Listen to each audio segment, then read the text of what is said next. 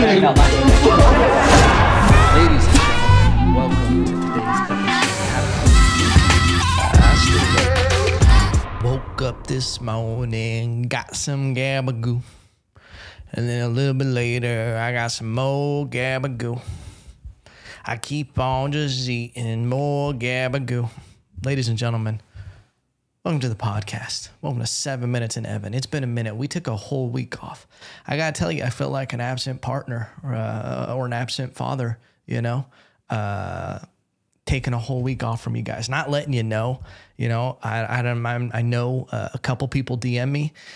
I'm sorry if I made you feel like a kid whose father just didn't show up to the baseball game. You know, you hit that home run and you looked out into the stands and it was just your mom. And she looked at you with half a smile and she went, and then she said, I know he's working sport, and you ran the laps and the team dad, you know, told you great job and, you know, gave you a high five and you got a little squeeze it in the dugout and everybody was cheering for you. And then but I just wasn't there.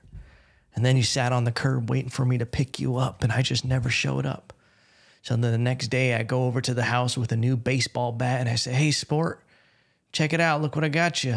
And it's wrapped up in a gift and be like, you know, wrapping paper. And I'm like, you know, like here, guess what it is? And then you go, I don't really feel like playing right now. And you turn over in your bed and then I just look at you and I just go, I'm sorry, son. And then you go, is that liquor on your breath? And I go, you don't know what dad has to do in his off time. You don't know what goes on in the coal mine. And then you're like, what the fuck is this, Evan? This was a beginning of an episode. How did this turn into a Lifetime movie? And that's what you do, okay? That's what happens here in 7 Minutes in Evan. But I got to be honest with y'all. Baby, I'm back. If you take me back this time, I'm going to treat you right, all right? I'm not going to take weeks off again and not tell you anything, okay? For all you know, I could have been stuck in a ditch somewhere. Just, you know, you never know, okay? But I'm here. I'm alive. Your boy's just been busy, swamped, all good problems to have, okay? But baby, if you just take me back this one time, I'll never mistreat you again, all right? Because I love you. It's real. Let's get to the podcast. I don't know what. This is the most long, drawn-out bullshit that I'm just feeding you. It's not a line. I'm going to show you through action that I'm here for you because I love you. Every part of you. That's not true. There's parts of you I probably wouldn't like at all. Isn't it crazy to think about that there are situations, there's people that you love. There's people that you interact with on your first time ever meeting them, and it just fucks it up completely. Like, you ever met someone on their worst day ever? Like, they're having that terrible day, they lash out, and that's just your first impression of them. You're like, what a piece of shit, and you never will trust them again, you know? Like, you're just like, nah, you're a piece of shit. You know, maybe you don't even get the opportunity to that's all it was, is that's how you see that person. And there's some people, you catch them on their best day. They're being a hero and you're like, this is a great person. And then the rest of your life being friends with them, you're like, where did that person go? You're constantly chasing that high. You're puffing the magic dragon just to try to find that person again. Okay? Y'all remember Puff the Magic Dragon? He lived by the sea. Bars. Okay? Anyway, ladies and gentlemen, I'm excited to have you back. I'm excited to be back inside of you, in your little ear holes right now, just whispering sweet nothings. I just made you smile a little bit, huh? You look down sheepishly, a little embarrassed at the romance that's going on right now, and you thought, oh, Evan, you know? Wow. We're really breaking the third wall today. Or the fourth wall. Fuck it. It doesn't matter. Listen, ladies and gentlemen, big announcement. Let's stop this tomfoolery. Big announcement. I can tell the world and I can promote it. Your boy is an Onlyfans star. I'm joining Onlyfans. I'm in the process right now. Okay. And you might be thinking, Evan, what are you going to be doing? You're going to be hitting us with that spicy content? Nah, dog. Okay. At least not at first. You know, I don't plan on ever giving you guys spicy content, but here is what is cool about OnlyFans. Besides approaching me to do an OnlyFans comedy special, a mini special, this is what's happening. I got hit up in the DMs, blah, blah, blah from this casting. Would you like to have a phone call? We're producing an OnlyFans comedy special in Austin, Texas, and we're reaching out to some comedians we thought would be a good fit for it. I say, all right, this is probably not going to go anywhere. It's probably a scam, blah, blah, blah. Yeah, sure, I'll have the phone call. Give my number. I have a meeting with this very nice person the next day. Wham, bam, bam. It's real. We go over some details. She wants to see a full set, longer set for the producers and whatnot. Submit that. And then after that, I guess they liked that. I was able to squeak by with my 10 minutes. And then they wanted to book a Zoom interview. I had a couple meetings in Zoom, some emails back and forth. And your boy got it. Your boy got it. And it's one of those things where I always have this approach, especially with comedy. I feel like it's healthy to not get let the lows get you too low and the highs to get you too high. Okay. I like to float in this healthy area of your life. And that's how I've been with this. But all that to be said, I'm ecstatic. Like, it's such a cool opportunity. It feels great to, after doing comedy now for 5 years, and 5 hard years. Like, I'm talking since I started comedy. There's a lot of people you hear that they've been doing it like, oh, I've been doing it for 8, 9, 10 years. But then there's like a 3-year gap in there. Or they've been doing 10 years of 1 or 2 nights a week. For the most part, I do comedy 5 nights a week. Like I'm constantly just going out, working on jokes. I write every day. And it feels good because there's a lot of times when you're doing comedy where it feels like you're just spinning your wheels. It's kind of there's no blueprint to figure out the path in comedy, other than the most simple advice you can give people. People have asked me like, oh, I want to do comedy. What do I do? You got to go to an open mic. You got to go to an open mic and you just like write 5 minutes. It can be bullshit. Give yourself a 2-week countdown and then just go up. Like, there's nothing to it but to do it. Like, you literally have to go through that. In your first 5 minutes, if you give yourself 2 weeks, maybe you'll get some laughs. But if you don't, it doesn't matter, because it's like you have to do that over and over and over and over and over again, whether you get laughs or not, if you want to do it. And that's literally all it is. It's just doing it. There's shortcuts and pitfalls and things you can do, but I feel like all you can do is work if you want to have a healthy view of this, and not get bitter, and I just want to plug this before I completely go down a different rabbit hole. But this show with OnlyFans is going to be filming this Monday night, February 20th at the Creek in the Cave. Doors open at 7:30. And right now, the tickets are free, but I promise you, this will be packed out. So get tickets if you're in the Austin area. If this is going to be a good show. Your boy will be, I'll also be the host of the show. So I'll be introducing the other comics as well. Going to be doing 15 minutes right up at the top. And then it's going to be a great show. We have some very funny people on there. Ali Woe, Ashley Barnsdale, and Dean Stanfield, the King of Texas, Croc Daddy himself. Okay. And yeah, it's going to be a great time. So I suggest go to thecreekinthecave.com, look on the schedule for Monday, and just get after it, because I'm excited. And I'm going to give you the best that I can do right now, But, that's all I can do at the end of the day. Yeah. What's good is I'm happy with the material that I'm doing on there, because I look at it as like, if this whole 15 minutes goes out, which I don't think they're going to post the whole 15, but I have like another 15 to 20 that I can do without this set. So it's nice. And it's also a thing where I realize how much material I really have that I've been performing for a while. And it should be good. And it feels good. It feels good to get something like this. And it's vindicating. It makes me feel like I'm doing the right things, because I gotta be real with you. Especially when you're early on, like first couple years, you think you're better than you are. That's the reality of it. you think you're better than you are. You think you deserve things. And I like have realized it's not healthy to feel like you deserve things. That's something that I've really like tried my hardest to shed from who I am, is caring about what anybody else gets. Because I'll tell you right now, there are people who get things in this field, in this art form, that I'm like, they for sure, wow, they just got the fast track. Wow, they just got that. But it's like they don't last, and they get in over their head, and they get opportunities, and it's like there's no structure and there's no foundation to it. And you see it a lot. People get things, and you almost don't want to get things too early. Just from my meandering small experience in comedy, because I look at being 5 years in, and that's like halfway to like the standard. If you're going to put out an hour special, is usually 10 years. But I feel like everything's moving. Everything's changing. It's going down to smaller things. Like I think 15 minutes is probably the most comfortable I would be taping something. I wouldn't feel comfortable at all doing 45 minutes to an hour.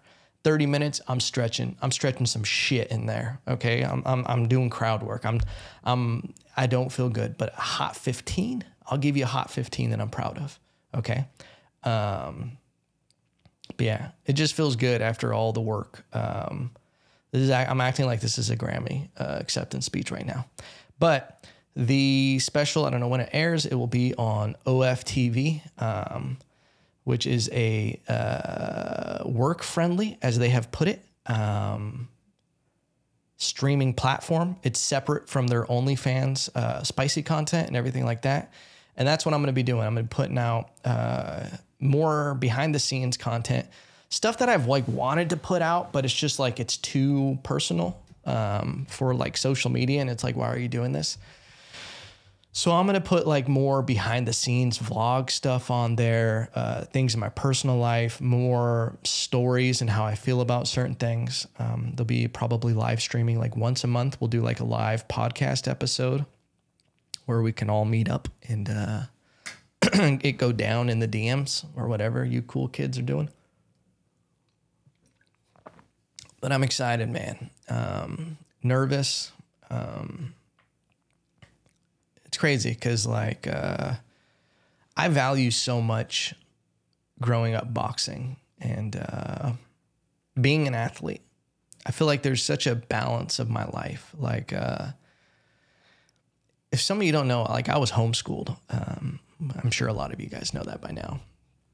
So I grew up in almost like isolation of being like this feral kid who just like hung out in his backyard by himself all the times. And my pet pigeons, you know? So I have like this social anxiety. I get weird and I love hanging out with people and being friends, but in like awkward new environments. I hate cool kid clubs where people are just like I hated high school. Like being like when people had like, it was cool just to be cool. Like there was no real substance. They were just cool. Like being in high school is the weirdest flex ever because everything you have is just an accumulation of what your parents gave you, you know? Like when people have super fancy cars and nice clothes and all this stuff, I'm like, you're just flexing your parents' stuff. Like that's not really even you. That's crazy, you know? But I've always felt weird in those situations. Like I just don't like to be in them. So I got this like social anxiety of being in new environments and stuff like that. But like, I value boxing and everything and doing sports because it put me in such uncomfortable positions. I remember being like, you know, on a Monday or, you know, a Tuesday, my boxing trainer, you know, I started boxing when I was, I think 15 or 16, one of those. And I remember my boxing trainer would just be like, hey, you're going to spar tomorrow with so-and-so. And it'd be this dude that was like 40, 50 pounds bigger than me. And I'd be like, okay, yeah, cool. And then I would just say, and I'll be like, all right, cool. Like pretending. And then inside I'd be like, fuck, this is going to be wild. I'm going to get the shit beat out of me. What the hell? What if this happens? And oh, I'm going to get this and like, I'm going to get hurt and blah, blah, blah. And I'm going to get knocked out and all this stuff. And then you start like going through all this stuff. And then I literally would just be thinking about it the whole rest of the day. And it was just like nerve wracking of knowing you were going to spar the next day. And I'd be laying in bed and I'd be thinking about it. And, you know, and then the next day you wake up, boom, you're thinking about it. You're going to have to spar. Oh, this is going to happen. And then it actually shows up. You start warming up and you feel okay. You're like moving, you got this adrenaline. And then it's like you're putting the Vaseline and you're putting the headgear on. And dude, even now when I smell Vaseline and like old leather, it just reminds me of sparring and it gives me like a weird sensation. And as soon as you start sparring and you start moving around, all of that goes away. Like you realize that, oh, okay. And then you start getting hit. And then you realize, oh shit, like this isn't as bad as I thought it would be. And then I remember in this particular situation was sparring with this guy who invited his whole family to watch. So I'm like, oh, he's going to try to beat the shit out of me in front of his family and his girlfriend that he brought. I remember after the first round, he got really tired and I felt good. Like I didn't go crazy in the first round, let everything out. And I remember realizing he was tired at the beginning of the second round. And it gave me all this confidence where I was able to start like hitting them and moving around. And I was like, it was like a clear, like, oh, wow, like a momentum shift. And then after that, you know, you feel like the dopamine rush. And after that, I realized like the next time I was told I had to spar the next day, I had that same feeling, but it was less. And then I could rely on that feeling, you know, of like, oh, this was like last time, blah, blah, blah. And then it just kind of went away. And then it got to the point where I just started, like I actually became a trainer at that gym. It was a weird situation the way I became a trainer, where the head trainer, he just started not being able to come in because he had to work another job because he was such a good dude. He wouldn't charge a lot of people to be part of the gym. Like if you were like a police officer or someone with a real job, he would charge you. But a lot of the like neighborhood kids like me who just like needed an outlet and like, you know, there was a lot of like youth that needed help. He would just be like, bring in a case of water. Hey, we'll clean this after you're done. So like it had to be over half the gym was easily not paying to be part of this gym, myself included. He would just, can you hold mitts for this person? Blah, blah, blah. Like I started just slowly becoming that. And then there was days where he just couldn't come in anymore. And I got a key. And I would just start training people and everything. And then it turned into on sparring days, sometimes because it's like when you have two people who are brand new at boxing, you don't want to really let them spar hard. Like you don't want to like, especially their first times, you don't want to put two new people completely together. They go ape shit. It turns into two chimpanzees fighting over a carrot. You know, I don't know why I said a carrot, but it was always just this crazy thing. And so what ended up happening is like on these sparring days, like, you know, whether it was once a week or twice a week, I would end up sparring with everybody in the gym where I would just switch out everybody. And I would do like 20, 25 rounds of sparring throughout this whole time. Keep in mind, when I say 20, 25 rounds, I'm not going anywhere near full speed, power, whatever. So I'm not getting as tired. I kind of am just staying relaxed, moving around, letting them work. I would let them hit me and kind of like move around and block and like simulate stuff for them. So it wouldn't make me super tired throughout that, but I'm moving the whole time. But it also at that time made me so comfortable with like being in high pressure situations, because some of these people, they don't give a shit. To them, they're sparring, they're fighting. And they would go ape shit. So then you just have to weather the storm, move around. And I learned all this stuff just from sparring people who were like, they were more new. And it was a good drill. And like all that to be said, I feel like it's translated a lot over to stand up, even like competing with jujitsu, because it's weird. Like this week, you know, the week before, like I probably did, I think 5 nights last week. Right now I'm on like 9 nights in a row doing stand-up. And then I'm doing a spot tonight. And then Saturday I might be doing a spot Friday, and then I'll take Sunday night off, and then I have the show. But it's like staying in it takes those nerves away. And it's something that I've learned from boxing and jiu-jitsu, like competing in jiu-jitsu years after, like deep into my like my early 30s. it was like brand new again, where I'm like, this is a completely foreign thing that is making me have anxiety and being uncomfortable. But like once you go through it, you realize what's the worst that can happen. Well, in there, you could end up on someone's highlight and, you know, just get tapped out and be embarrassed. And you're on someone's fucking Instagram account, just getting choked out, which I think is floating out there for me. Not choked out, but getting tapped out. But that's one thing I've learned with stand-up. I feel like everybody should do stand-up. At least try it.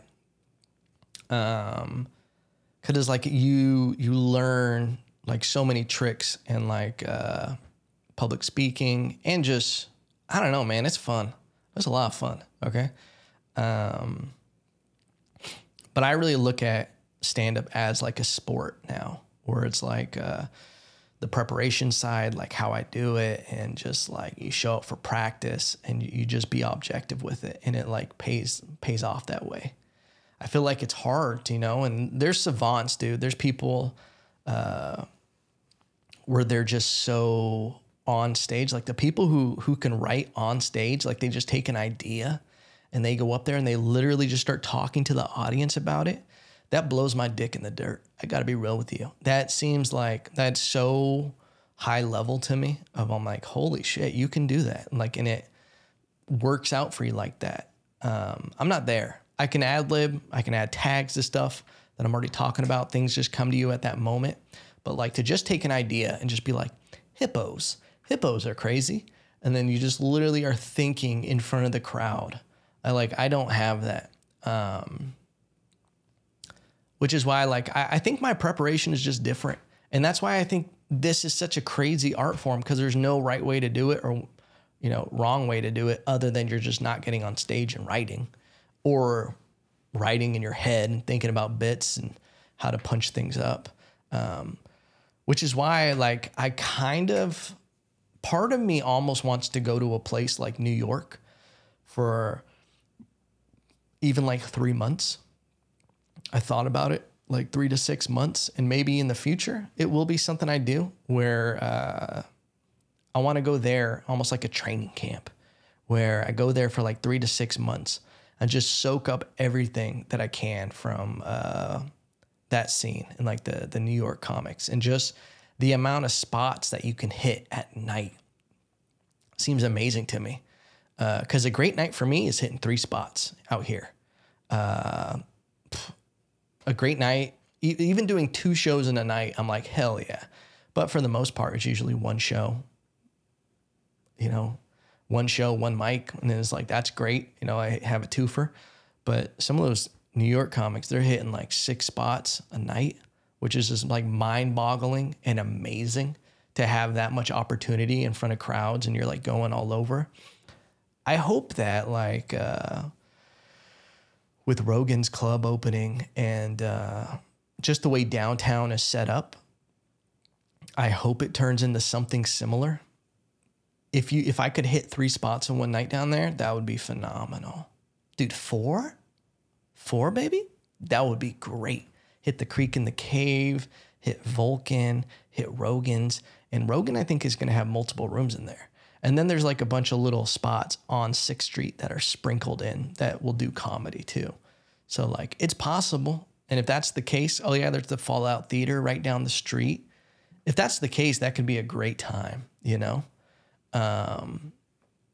We've talked about way too much comedy stuff. I apologize if that was terrible for you guys. Let me know. Let me know in the DMs if you're like, you went too far with all that talk. You spent almost the entire episode talking about it. Dude, I've been watching Sopranos. Ugh, I love that show. I'm getting near to the ending of season 2. It's so great. What's his name? Gandolfini, the main character. He's such a great actor, dude. The subtlety and his emotions, like what he can do. R.I.P. Let's see. What else happened? Ben and Jennifer Lopez at the Grammys, I believe. Dude, Ben does not seem happy at all. I don't get it, dude. You got out. You were clean. You were the boy who lived, and you went back, dude. And you know what? Shame on you. You're back in the spider web. We can't help you. You know Matt Damon is somewhere punching a wall after losing Ben Affleck again to Jennifer Lopez. She's too polarizing. It's Jennifer, dude. What were you thinking, Ben? It's got to be such a wild existence to have over, I think she has like over 100 million followers on Instagram. That's an insane amount of people who are into you. And think about the millions and millions and hundreds of millions of people who just know her, that know of her, but they just don't have social media. They're not following her. That's got to be a crazy existence. She might be one of the last icons. You know, I think there's like 4 or 5 giant icons left. You got like Jennifer Lopez. You got like Brad Pitt, Leonardo DiCaprio. I was talking to my girl about this the other day.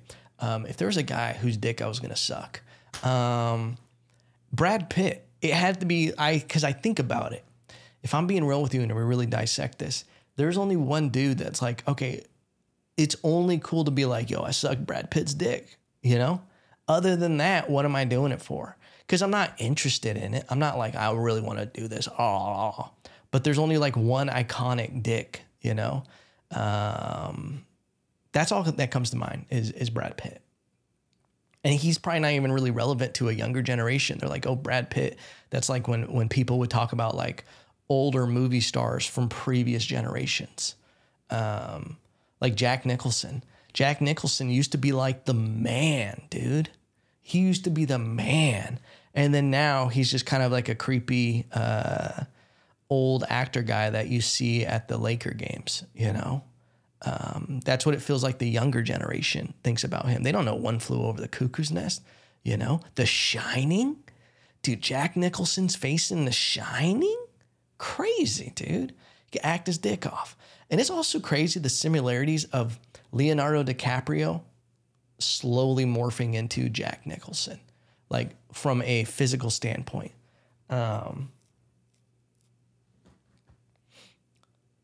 Do you think, like, I try to break down this Leonardo DiCaprio stuff of him only dating, like, statistically women under 25? Is that what it is? Is it like, I haven't really, I don't know if I've talked about this. I don't think I have. But, like, do you think there's something in there with Leonardo DiCaprio where there's a couple different options? Let's really fan this out. There's a couple options, like Leonardo DiCaprio he was a child star. And I really think there's something to this, that whenever you become famous or make it in Hollywood, or it was like your glory time of that time in your life, you kind of mold into that, you imprint on that era, and you're stuck there in some ways. Like, do you think Leonardo DiCaprio is stuck in that mold where he's like, this is my identity. This is who I was. I'm always Leonardo DiCaprio, this young bachelor and blah, blah, blah. And these women like adore him. And I think there's something to be said about, you can dance with the devil, but you got to know when the music is over. All right. All right. And let's try another take. Listen, you can drink the devil's nectar, but you got to know when to put the cap on. All right. All right, let's do another take of that. Listen, you can suck the devil's dick, but you got to know when he's about to come. Use take 3. We'll go with that one. There's a certain point, and I'd see it in the clubs a lot in Puerto Rico when I was in my heyday, just boom, tra, tra, tra, tra, danza kuduro. I would see older people in the club where I was like, fucking go home. Like me now, going into a club, hanging out till 3 in the morning, I'd be like, what am I doing here? My back hurts. My feet hurt. I don't want to drink this. This music's too loud. I get it. It's not me anymore. I don't give a shit. I don't enjoy that. I want to talk about real estate, mogul shit in your 30s, all right? I want to talk about shit that I'm just interested in. I'm not trying to hold on to that. And I wonder if there's something with like Leo. Like there's something to be said about like, when you hit a certain age, like I get it, people don't want kids and they don't want, you know, they want to live their life. But some people progress in a certain way without that, you know, having kids, and they're completely well balanced and they don't need it. And that's great for them. But then it like almost feels like with Leo going for these girls that are only under 25, his new one is like 19, which is like, okay, I wonder if there's something to be said about like where his mind is at. He likes that kind of adoration that you can only get from like a 19 to 25 year old, you know? Cause like, dude, my girl thought I was cool as shit until, you know, we started getting older and she's like, oh, you're fucking dumb. You know, like there's a certain point where women don't want to put up with your dumb shit. Like it's not cool anymore. You got to start wiping down the counters. You got to start closing cabinets. You know, that's just the reality. And Leo is always talking about like climate change and all this shit about saving the turtles. Dude, who doesn't try to save the turtles more than like a 20-year-old girl? Who's not into, do you think this is all a front to attract these young girls? These like climate change girls, these climate change bunnies, if you will, you know, climate bunnies. That's what we're going to call them. There's also a pun in there somewhere about Leonardo DiCaprio and how the snow caps are melting. Anyway, you guys can have that. The ice caps. It's also weird that he was in Titanic and there was like an iceberg melting, or they hit an iceberg and the icebergs are melting now. And he was killed potentially, allegedly, you know, in that movie because of an iceberg. Anyway, you would think he would want the ice caps to melt. Stupid.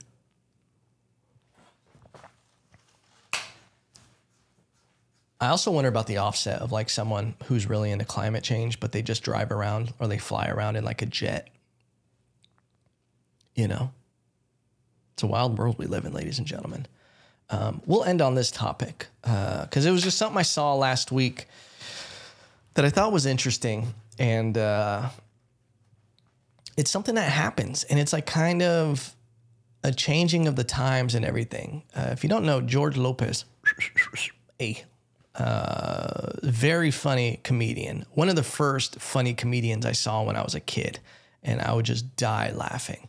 George Lopez, what he can do to a crowd, dude, is like, there's a certain magic that he can do that like some comedians have that. And it's just like the audience that he's talking to, the things he can do, it's magic. Dude, the whole, I can't breathe, dude, phenomenal. He was on a podcast recently talking to, what's his name? He's a funny comedian. Trevino, I forget his name, Hispanic comedian. And they started talking about Ralph Barbosa, who is a Dallas comedian, shout out. Very funny. He's been blowing up all over. And George Lopez was just going on about this shit about how, why are you saying his name? No one knows who that is, blah, blah, blah. And then went on to allege, like he was just talking shit, pretending like he didn't know who he was. And then he was just like, man, fuck that guy. I ain't trying to help anyone. And then Trevino was like, you don't think we should try to help the younger generation? And he was like, fuck no. He's like, I'm not trying to help anybody. You just focus on yourself. And George Lopez caught so much hate for it because it comes off as like a bitter old comic stuck in the mindset of a previous generation. And then there's all these other stories you hear coming out about George Lopez. Ironically, the other night, a comedian called me George because my last name Lopez. He thought I was George Lopez was my name because of George Lopez. Like, what the fuck? Anyway, it was the funniest name mix-up I've ever had. But another comedian came out and said that when George was blowing up, he had these deals with casinos where he would perform and he would say shit like, look, if you guys want me to perform here, you're not allowed to book any other Hispanic or Mexican comedians, okay? Or else I'm not going to play your casino, which is fucked up, which is crazy. Like, it's such a famine mentality. And that's why, like, I think that was like how it used to be, was there really was a limited amount of spots or slots that you thought there was. But what's fucked up also is like that mentality really was limiting, because you realize that the more you help people, the more people want to help you. And this whole like, oh, if they got this, then I can't get that, you know? And it like brings me back to my first point of like having a healthy mindset in comedy where you're not worried about what other people are doing. You don't care if someone else gets something else. Why not me? Blah, blah, blah. Because like other opportunities are going to come along, you know, if you just keep working and everything. And I think George Lopez like clarified, like he felt bad and everything about it. But dude, there's something to like to be said. Like there are, you know, like I wish everything was kumbaya and just good times in comedy. Like where comedians wanted other comedians to do good. I'd love comedians who are funny on the same show. It makes the whole show experience, especially if people like came to see me. I don't want them to just think I'm funny or just be there to watch me perform. I want them to see these other comedians who are also funny and introduce them. That's like one of my favorite things is when someone comes up to me after a show and they talk about like, oh, dude, this dude was hilarious when he did this or blah, blah, blah. And I'm like, fuck yeah. Like that, it just feels good. It's like rewarding. But there's weird, bitter shit that happens. I think I've talked about this before. But even in the first scene I was in, dude, some older bitter comics that kind of had a stranglehold on some of the bigger clubs and everything would just talk shit, only have shitty comics open for them because then they would look good on the show, and just like toxic, real toxic. And I hated it. And I always like thought about that because I was like a 1-year comic, even like my first year, I had to deal with some of these really awkward situations where someone like was throwing their power around and me not comprehending what comedy is and like, oh, you can do this shit. You don't need people's help. And like, you know, you don't have to deal with these gatekeepers and like you can eclipse them and like move on to like bigger things. It was so gross to like have to be around that where people would just be like that and you had no other options, you know? And that happens in smaller scenes. It happens in bigger, but it's more dispersed and there's less of that. If you have like a good top side of your comedy scene, I don't think you have to worry about it as much. Okay. There's like more overwatch if there's a healthy thing. It also made me realize I'm never going to be like that with younger comics where I try to take opportunities and really like flex because that's all I have. And it made me realize that like those comics that I had to deal with, I'm like, dude, you're a loser and you're not very good at this. And you know it secretly, which is why you put shitty comics on before you. And then you also, you're so scared of losing this. And then you feel insecure because you know you're not that good. So anything that comes up can be a threat. So you have to just like completely dominate this thing and make sure that that doesn't happen, which is gross. And yeah, I feel like it just doesn't work out like that. And there's also something to be said, like, I don't think I'm the best comedian. I don't think I'm great and spectacular. All I want to do is I want to be the best possible version of myself creatively and just do the best that I possibly could do. Because it's like an illusion of who's better at this particular thing. It's like you just got to focus on being the best version of yourself. And that goes for everything in life. Like, and not worry. Like, don't compare apples to oranges of like someone else's life and what they have and what you think this represents. Like, it's so fucking gray area. There's no black and white of like this and this. And I think like a healthy way, like I just want to be good to everyone else who's trying to be creative. Like that's like real longevity is like spreading yourself out and like trying to help this person to where it's like, as the art form moves forward, you're part of that because you were a good, you know, chink in the chain. I don't know if that, it's going to get me canceled, but I don't know if that's what you call it. Now I'm panicking. You were a good link in the chain. Use take 2. Okay. All right. Well, we're going to end the episode there. But ladies and gentlemen, thank you for listening to the episode. If you're in the Austin area, come out to the Creek and Cave Monday night. Doors open 7:30. Go to the Creek and the Cave calendar, and the show's under there. There's a flyer with my silly face and 3 other very talented, funny comedians. And yeah, guys, thank you very much. And remember, no matter what, I still love you.